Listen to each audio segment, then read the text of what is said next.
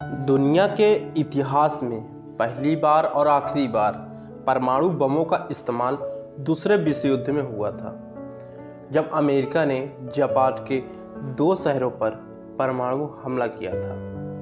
तारीख थी 6 और 9 अगस्त 1945 को हमला किया गया था। आज हम आपको बताएंगे 78 साल बाद कैसी दिखती है ये 2 शहरों की जिंदगी।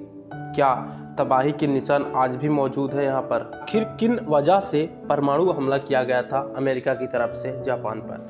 आइए पूरी कहानी बताते हैं इस वीडियो में। लेकिन जो अभी तक नए व्यूअर्स जुड़े हैं हमारे चैनल के साथ, चैनल को सब्सक्राइब कर लीजिए, बेल आइकन को प्रेस करना ना भूलें। चलिए जानते हैं और शुरू करते थे क्या थी पहली कहानी। साल था 1945।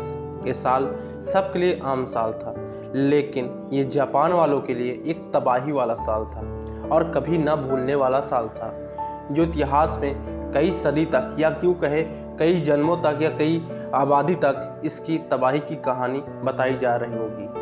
जब हम इस कहानी का जिक्र कर रहे होते हैं, जब भी इस कहानी का जिक्र होता है तो यहाँ की ज़मीन की दर्रे दर्रे कांप जाती हैं। 1945 के अमेरिका ने जापान के हिरोशिमा शहर पर दुनिया का पहला परमाणु बम हमला किया। इसके 3 दिन बाद जापान के ही शहर में, नागासाकी शहर में दोबारा से अमेरिका ने हमला किया। ये जापान पर दूसरा हमला था अमेरिका की तरफ से, और यहाँ पर पूरी तरह से 80% आबादी पल भर में समाप्त हो गई। 2 परमाणु हमले के बाद ये दोनों शहर पूरी तरह से तबाह हो गए। 2 लाख से अधिक पल भर में लोग अपनी जान गंवा बैठे, और जो बच गए वो अपंग के शिकार हो गए। अपंग का मतलब लूले लंगड़े इन्हीं सब बीमारियों से ग्रसित हो गए। दूर दूर तक के इलाके में घंटों काली बारिश होती रही, और रेडियो एक्टिव विकिरण ने जिंदा दिल लोगों से भरे इन दोनों शहरों में कहर बरपा दिया। चारों तरफ मौत का मंजर पसर गया था। वक्त बीतता गया, लेकिन तबाही नहीं थमी, और आने वाले कई दशकों तक इसका असर दिखा।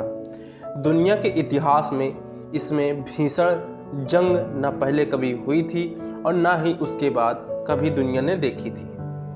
परमाणु हथियारों की होड़ में लगी दुनिया इसके इस्तेमाल को धमकियां न तो कई देश लगातार देते रहे हैं, लेकिन उसके इस्तेमाल के नतीजों सबको पता है। इसीलिए कई एक्सपर्ट परमाणु हथियारों को युद्ध ना होने की गारंटी भी बताते हैं। अब भी है यहाँ पर तबाही के निशान आज भी मौजूद हैं। परमाणु हमलों के बाद रेडियो एक्टिव विकिरण के शिकार जापानी लोगों की अदालती लड़ाई 78 साल बाद भी जारी है।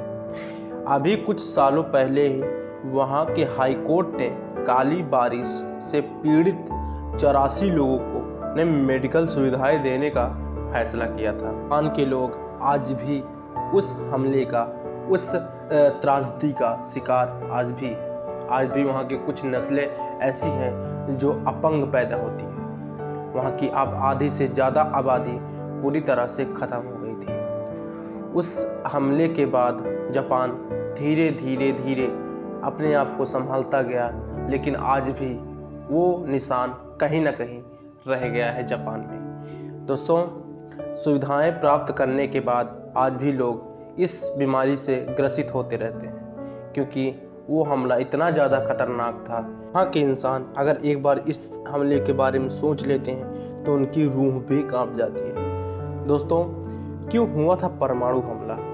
1939 में शुरू हुआ दूसरा विश्व युद्ध निर्णायक स्थिति की ओर पहुंच रखा था, लेकिन जापान के हमले लगातार थमने का नाम नहीं ले रहे थे।